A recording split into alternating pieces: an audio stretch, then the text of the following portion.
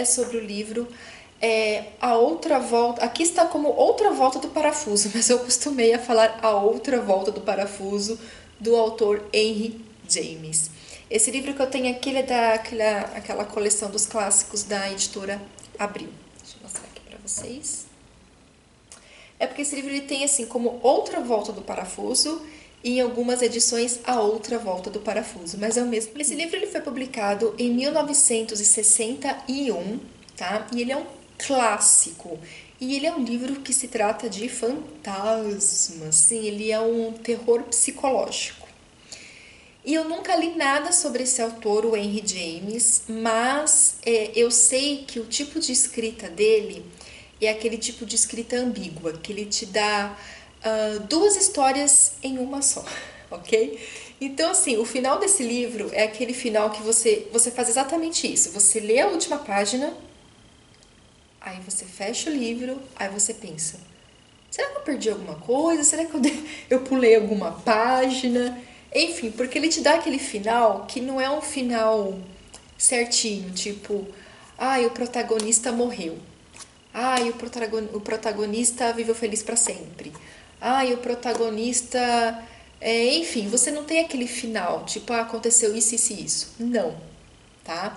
Ele te dá um final que tem dois caminhos. Você escolhe, você vai tirar suas conclusões do que você achou. E tem pessoas que não gostam desse tipo de escrita, né? Tem pessoas que falam, nossa, que livro porcaria.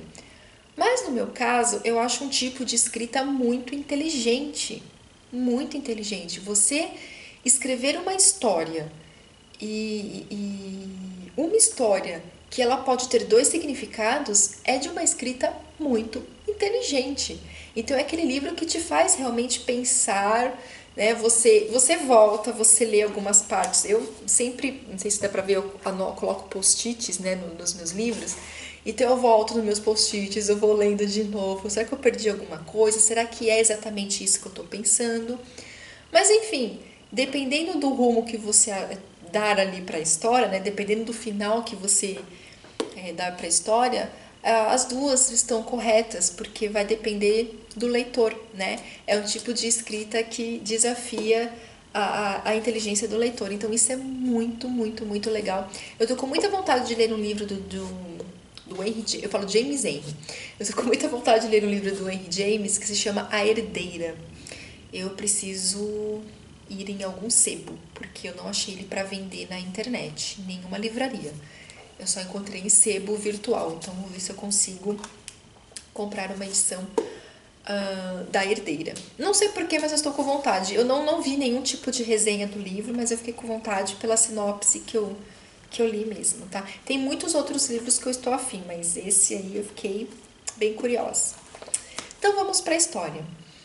O livro ele começa com um rapaz chamado Douglas, lá em Londres, tá? Naquela noite chuvosa. E eles estão numa roda de amigos e cada um começa a contar uma história. Só que o Douglas, ele, né, depois de escutar algumas histórias que estavam rolando, ele disse que ele tinha uma história muito melhor para contar. E que era uma história real, tá? Então ele falou que ele recebeu um manuscrito de uma mulher que era preceptora da irmã dele, tá? E pelo que eu li aqui, ela já faleceu, já tem uns 20 anos, na época que ele tá contando essa história, ela já tinha falecido, já tinha uns 20 anos, se eu não me engano, tá? Preceptora eram aquelas mulheres lá em 1800 que ensinava música, piano, línguas para as crianças, tá? Como se fosse uma professora. Essa professora ia morar, né? Ela morava na casa de uma família muito rica para cuidar da educação das crianças. Ela não era uma governanta. Ela só cuidava da educação das crianças. Tipo uma professora. Tipo não, era uma professora. E ele recebe esse manuscrito, essa mulher conta para ele, né? Toda a história. E enfim. Aí essa é a primeira parte do livro. Em seguida, você começa a ler o manuscrito, tá? Que é a própria preceptora que narra. Ela narra a história. Essa preceptora, ela tem em média de 20 anos quando começa a história. E ela tá querendo procurar um emprego de preceptora. E a gente não tem o nome dela, tá? Ninguém sabe o nome dela no livro. Isso que é engraçado. E ela vê um anúncio num jornal, vai pra entrevista, e o cara, que eu também não sei o nome dele, acho que não é citado o nome dele aqui, ele fala que ele é tutor dos dois sobrinhos, né? Que é uma menina chamada Flora e um menino chamado Miles, e que era filhos acho que do irmão dele, que acabou morrendo e tal, e ele ficou como tutor. Só que ele é um homem muito ocupado, ele não tem tempo de cuidar da educação das crianças, de dar amor, de dar carinho. Ele tá procurando uma pessoa que seja praticamente uma mãe para as crianças e que seja de total confiança. Só que ele passa uma recomendação para ela. Ele fala o seguinte: qualquer coisa que acontecer, qualquer coisa, você não me procura. Eu não sei de absolutamente nada e não quero saber.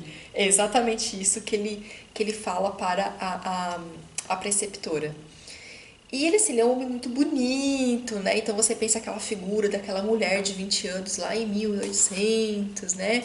Toda romântica. Ela teve uma quedinha por ele.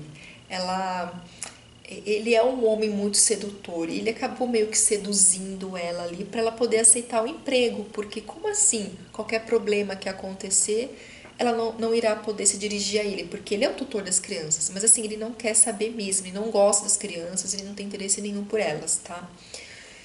E assim, ele mora na cidade e a casa onde as crianças ficam é uma casa no campo, que é em Bly. Eu não sei se fala Bly ou Bly, tá? Mas fica nessa cidade. E é uma mansão, assim, aqueles casarão mesmo. E ok, ela acaba aceitando, porque meio que ela foi seduzida ali pelo cara, ela acabou aceitando e foi. E ela foi extremamente bem recebida. O menino, que é o Miles, a princípio ele está numa escola, tá? Então quando ela chega no casarão, ela é recebida pela governanta da casa, que como que ela chama mesmo? É a senhorita Grosse, acho que é assim que pronuncia.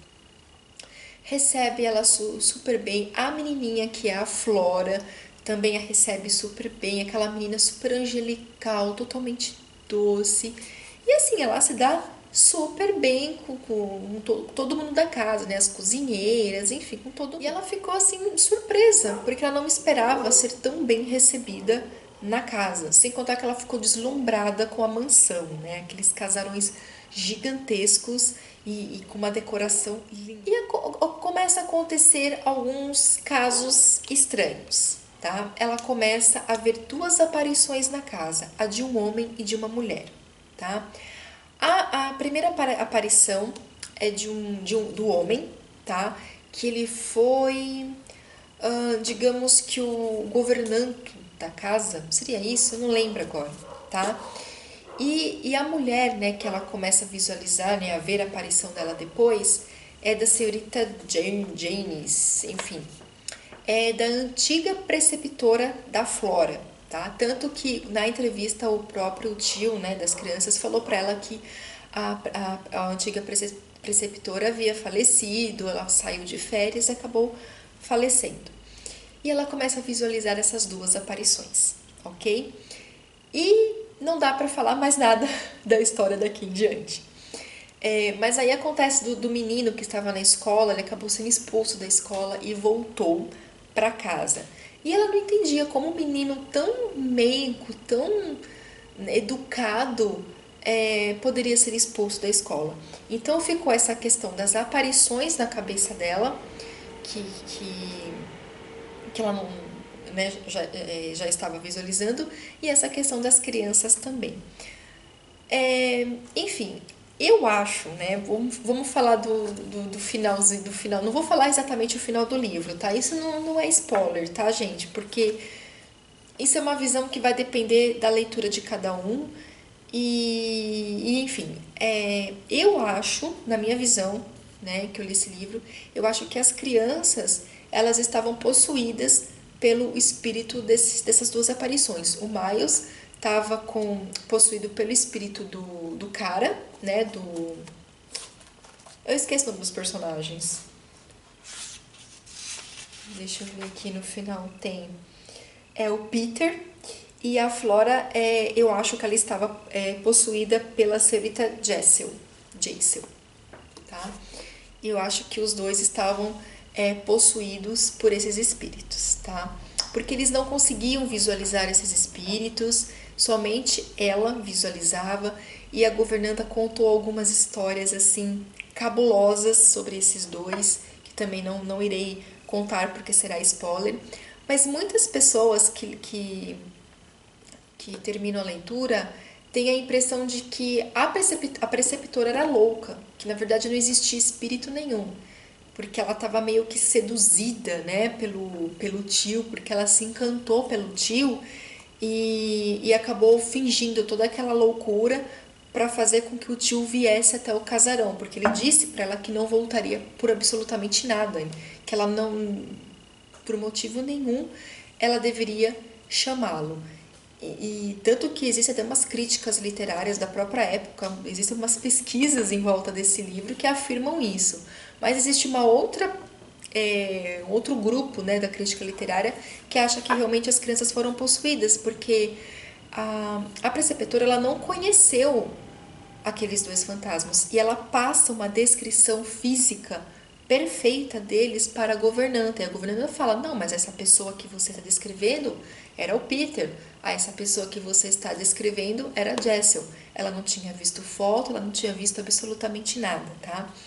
E existe uma situação no livro também entre a preceptora e o Miles, que o Miles ele é um menininho, ele tem uns 10 anos, eu acho, uns 10 anos. Ele seduz a preceptora, ele tenta seduzi-la como homem. Então, isso também